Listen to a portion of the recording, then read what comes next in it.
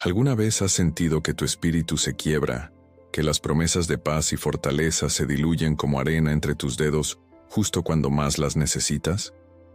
Quizás te encuentras en un valle profundo donde la fe que una vez ardía con fuerza, ahora parpadea amenazada por el viento implacable de la enfermedad, la pérdida inesperada, la traición de un ser querido o la constante preocupación por el futuro incierto.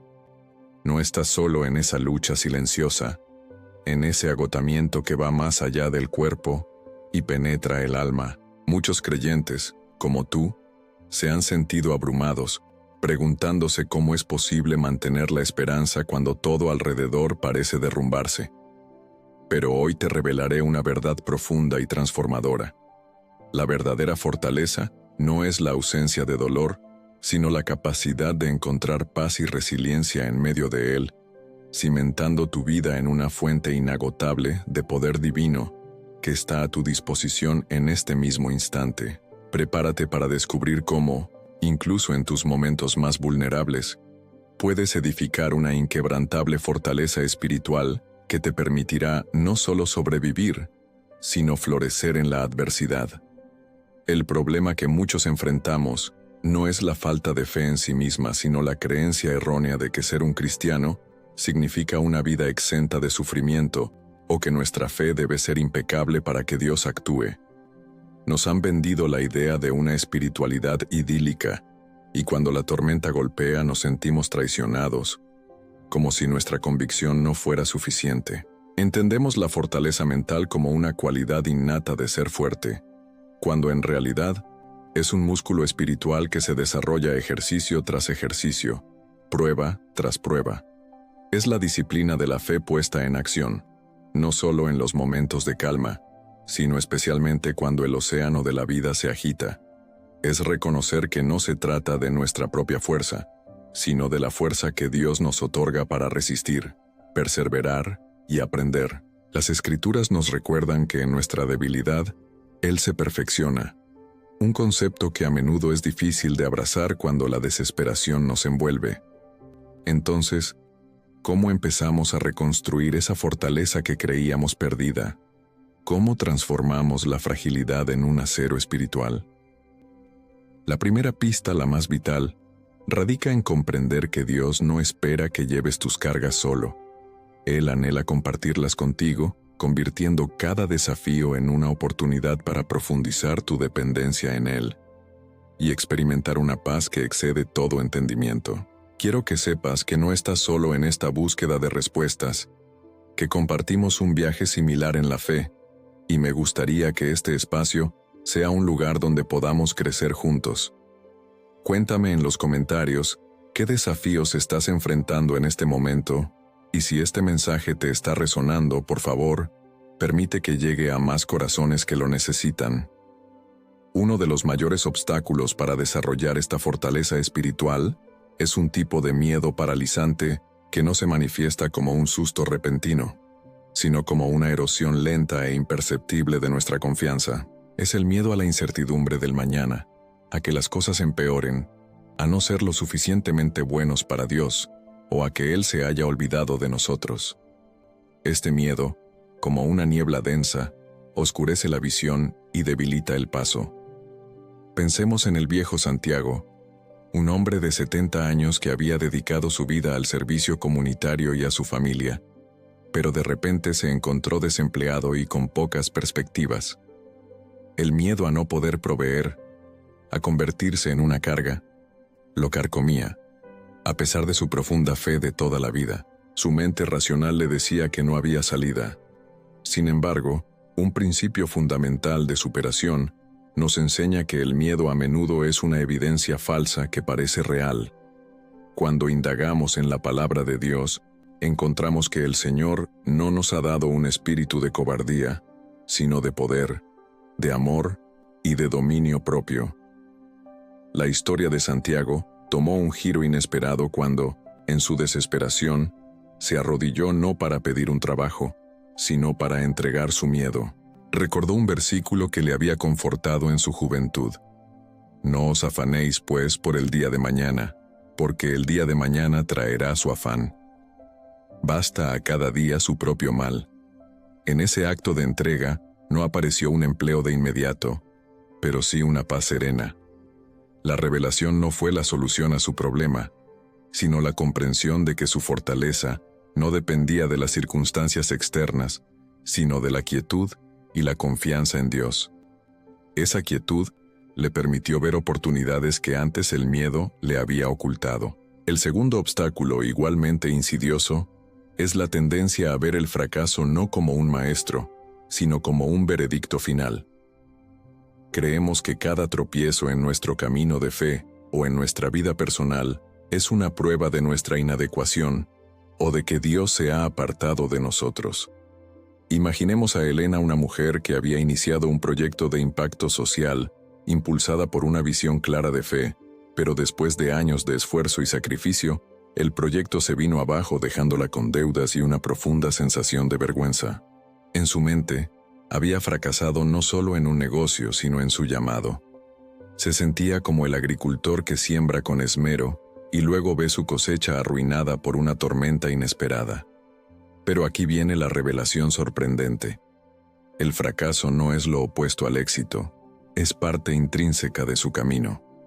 La Biblia, lejos de presentarnos historias de perfección, está llena de personajes que tropezaron una y otra vez, pero fueron usados poderosamente por Dios. Recordemos a Pedro, quien negó a Jesús 3 veces, y aún así fue restaurado y se convirtió en una columna de la iglesia primitiva. Su fracaso no fue el fin, sino un profundo aprendizaje sobre la gracia y la resiliencia divina. La aplicación práctica de esto es radical. Cuando caigas, no permanezcas en el suelo lamiendo tus heridas. Levántate, aprende de cada tropiezo y mira cada fracaso como una oportunidad para que Dios te moldee y te prepare para algo aún mayor. Tu verdadero fracaso no es caer, sino rehusarte a levantarte con la mano de Dios extendida. El verdadero punto de viraje espiritual ocurre cuando dejamos de mirar hacia afuera buscando soluciones y comenzamos a mirar hacia adentro, hacia la fuente inagotable de nuestra fortaleza. Es el momento en que comprendemos que la resiliencia no es una cualidad humana que se agota, sino una corriente divina que fluye a través de nosotros cuando nos conectamos con ella. La verdad bíblica central que ilumina este camino se encuentra en Isaías 30:15, una escritura quizás no tan citada en los devocionales populares, pero de un poder transformador. Porque así dijo Jehová el Señor, el Santo de Israel: en descanso y en reposo seréis salvos. En quietud y en confianza será vuestra fortaleza. ¿Lo entiendes? Nuestra fortaleza no proviene del ajetreo incansable, del esfuerzo sobrehumano, o de la interminable lista de cosas por hacer, sino del reposo, de la quietud y de la confianza plena en Dios. Esta es una revelación que rompe con nuestras expectativas culturales de no parar nunca. Para Ana, la mujer cuya vida parecía desmoronarse entre la enfermedad de su esposo y la inminente pérdida de su hogar, este versículo fue un faro en la oscuridad. Había intentado luchar por su cuenta, agotándose física y emocionalmente. La revelación fue que, en lugar de luchar con sus últimas fuerzas, necesitaba rendirse y descansar en la soberanía de Dios. Esta transformación interior no fue instantánea, sino un proceso de soltar el control, de silenciar el ruido de la ansiedad y de anclarse en la certeza de que Dios es su roca, su castillo, su libertador. La quietud se convirtió en su refugio y la confianza en su escudo. Al abrazar esta verdad profunda, una nueva perspectiva se despliega ante nuestros ojos, una que nos permite ver las pruebas no como maldiciones, sino como crisoles que refinan nuestra fe y forjan nuestra resiliencia. No es que los problemas desaparezcan, sino que nuestra capacidad para enfrentarlos se magnifica, porque ya no lo hacemos solos. Pienso en el testimonio de un joven llamado David, que perdió la vista inesperadamente en un accidente. Al principio la oscuridad fue total, no solo para sus ojos, sino para su espíritu, pero en lugar de sumergirse en la amargura, David se aferró a la fe. Empezó a ver con los ojos de su alma, a descubrir talentos y propósitos que ni siquiera sabía que poseía. Aprendió braille, se graduó con honores y ahora es un consejero inspirador que ayuda a otros a superar la adversidad. Su poder y fuerza no vinieron de su vista recuperada, sino de la fortaleza espiritual que encontró al confiar en que Dios tenía un plan para su vida, incluso en la oscuridad. Esta es la aplicación expansiva de nuestra fortaleza. No se trata solo de sobrevivir, sino de ser una luz para otros en medio de sus propias tormentas. Cuando nuestra fortaleza se arraiga en Dios, no solo nos sostiene, sino que nos capacita para extender una mano para compartir esperanza, para ser un testimonio vivo de su gracia transformadora, en un mundo que desesperadamente necesita ver que la fe realmente funciona más allá de cualquier circunstancia. Ahora, ¿cómo pasamos de la teoría a la acción, de la inspiración a la transformación tangible? Los pasos prácticos para cultivar esta fortaleza espiritual son más simples de lo que imaginas, pero requieren intencionalidad y persistencia. Primero, cultiva el silencio sagrado. Dedica momentos cada día a la quietud, no para hablar, sino para escuchar. Permite que la palabra de Dios se arraigue en tu corazón, no solo leyendo, sino meditando. Un versículo como Zacarías 4:6 nos recuerda: no con ejército, ni con fuerza, sino con mi espíritu, ha dicho Jehová de los ejércitos. Tu fuerza real viene de su espíritu. Segundo, practica la gratitud radical. En medio de tus desafíos, busca activamente razones para agradecer. Habacuc 3:17-19. Es un faro, aunque la higuera no florezca. Con todo, yo me alegraré en Jehová. Jehová el Señor es mi fortaleza. Esto entrena tu mente para ver la abundancia divina, incluso en la escasez.